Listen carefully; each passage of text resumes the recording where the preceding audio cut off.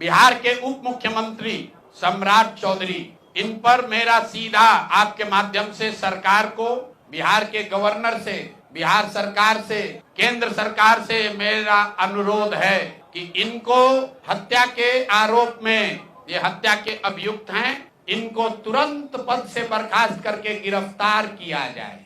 क्यों किया जाए ये समझिए।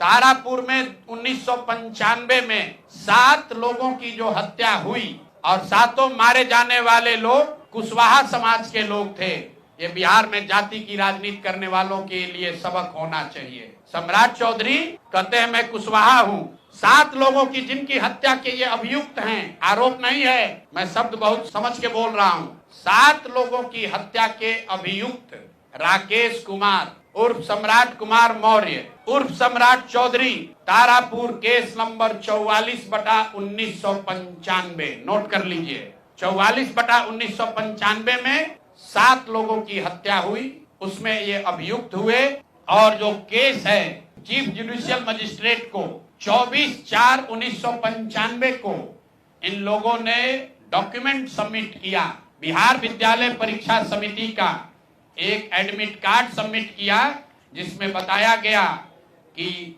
KNVMH ये स्कूल का नाम है, कुमार सर एक स्कूल का नाम है जहां से ये एडमिट कार्ड इशू हुआ है। सम्राट चंद्र मौर्य, पिता का नाम Shakuni Choudhary, date of birth 1/5/81, result fail, number आया 268, कैटेगरी प्राइवेट।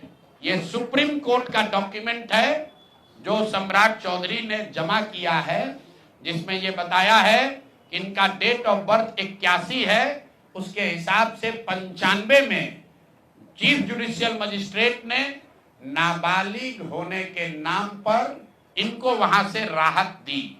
इनको जेल से निकाला गया क्योंकि ये 15 साल के थे और कानूनन 18 साल से कम उम्र के बच्चे को अभियुक्त के तौर पर जेल पर नहीं रखा जा सकता था। ये बात तो पब्लिक की जानकारी में है। अब मैं क्यों कह रहा हूं कि इनको आज अरेस्ट करना चाहिए, क्योंकि 2020 का जो सम्राट चौधरी ने अपना इलेक्शन एफिडेविट दिया है, इसमें अपना उम्र इन्होंने बताया है 51 साल। ये सम्राट चौधरी का इलेक्शन एफिडेविट है। इन्होंने अपना उम्र बताया 2020 में 51 साल। इसका मतलब है कि 2020 - 26, तो 1995 में इनका उम्र था 26 साल। तो 26 साल के उम्र के आदमी को कोर्ट ने गलती से गलत सर्टिफिकेट के आधार पर नाबालिग होने के नाम पर अभियुक्त होने के बावजूद, ध्यान दीजिए, अभियुक्त होने के बावजूद इनको जेल से बरी कर दिया गया था कि ये 15 साल के हैं, जबकि इनका अपना डॉक्यूमेंट बता रहा है कि ये उस समय 26 साल के थे। तो 26 साल के उम्र के आदमी पर अगर 6 लोगों की हत्या का आरोप है तो जब तक कोर्ट से वो फ्री नहीं होते हैं तब तक उनको जेल में होना चाहिए। और ये आदमी यहाँ का उप मुख्यमंत्री बनकर बैठा हुआ है। तो मैं यहाँ के मुख्यमंत्री से और बिहार के माननीय राज्यपाल से ये अनुरोध कर रहा हूं कि हत्या का आरोपी, हत्या का अभियुक्त सम्राट चौधरी, राकेश कुमार उर्फ सम्राट चौधरी उर्फ सम्राट कुमार मौर्य आज संवैधानिक पद पर बैठे हुए हैं। ये देश के संविधान का, देश के विधि विधान का इससे बड़ा अपमान नहीं हो सकता है कि जिस व्यक्ति को जेल में होना चाहिए वो आदमी यहाँ का उप मुख्यमंत्री बना हुआ है। तो मुख्यमंत्री नीतीश कुमार सीधे इस पर कार्रवाई करें। नहीं करेंगे तो कल परसों में हम लोग राज्यपाल के पास डेलीगेशन लेकर जाएंगे, सिर्फ बर्खास्तगी के लिए नहीं, सम्राट चौधरी के गिरफ्तारी के लिए। पूरा समझिए, मैं कैमरे पर कह रहा हूं, सम्राट चौधरी हत्या के अभियुक्त है, जेल से फर्जी डॉक्यूमेंट निकाल कर बाहर निकले हैं। या तो इनको बर्खास्त करके गिरफ्तार कीजिए और नहीं तो देश में जितने लोग हत्या किए हैं उनको भी जेल से छोड़ दीजिए। ये हालात है, ये डॉक्यूमेंट है आपके सामने। ये सम्राट चौधरी का इलेक्शन एफिडेविट है जिसमें 2020 में उन्होंने अपने आप को 51 साल का बताया है। उसके मुताबिक 1995 में वो 26 साल के थे और कोर्ट में इस आधार पर इनको बरी किया गया है कि ये 15 साल के बालक हैं। तो ये बता दें कि ये हत्या के आरोपी हैं, इन्होंने जो सर्टिफिकेट दिया है वो ठीक है कि नहीं है।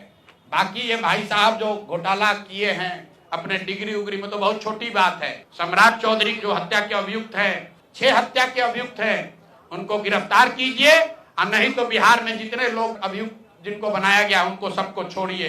इस देश में अलग अलग कानून नहीं हो सकता है। और ये गृह मंत्री के साथ घूम रहे हैं।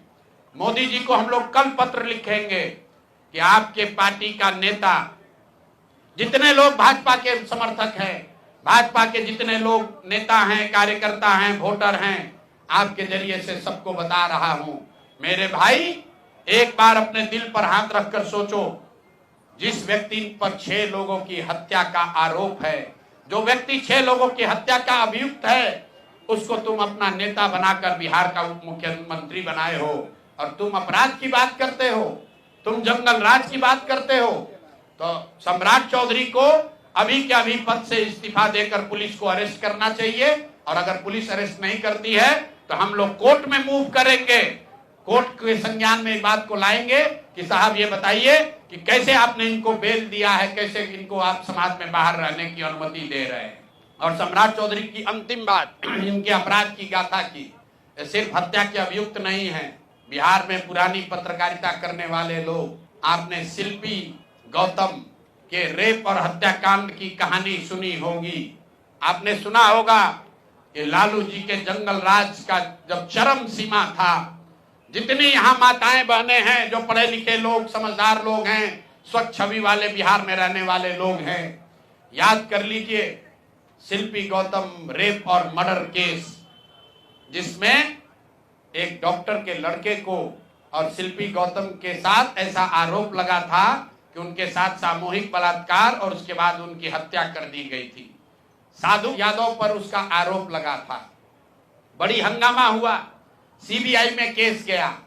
मैं आपके माध्यम से आज पूछ रहा हूं कि क्या अभी के उप मुख्यमंत्री सम्राट चौधरी उर्फ राकेश कुमार उर्फ सम्राट कुमार मौर्य उस केस में संदिग्ध अभियुक्त के तौर पर नामजद थे या नहीं थे, ये प्रेस में वो बता दें, उसके बाद हम उसका डॉक्यूमेंट आपको जारी करेंगे। सीबीआई ने इनको अभियुक्त के तौर पर इनकी जांच की थी कि नहीं, उस मुकदमा में इनको नामजद संदिग्ध बनाया गया था कि नहीं, ये सीधा आपको बता रहे हैं। और ये पूरा केस तब के भाजपा के नेता सुशील कुमार मोदी जी ने उठाया था, और तब सम्राट चौधरी यही साधु यादव और राजद के गैंग के हिस्सा थे।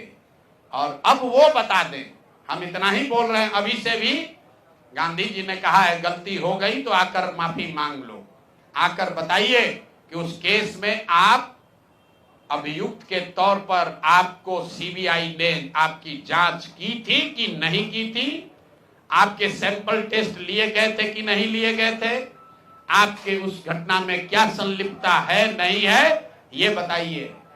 उस केस में आपको बता देते हैं, लालू जी का प्रभाव था, साधु यादव को बचाने के लिए केस को बंद कर दिया गया, लेकिन वो केस खत्म नहीं हुआ। पटना के एक एक आदमी को याद है वो घटना। तो अब राकेश कुमार बताएं, आज के सम्राट चौधरी बताएं कि उस केस में इनकी भूमिका क्या थी, उसमें ये नामजद थे कि नहीं थे, और थे तो इन्होंने इसको डिस्क्लोज क्यों नहीं किया।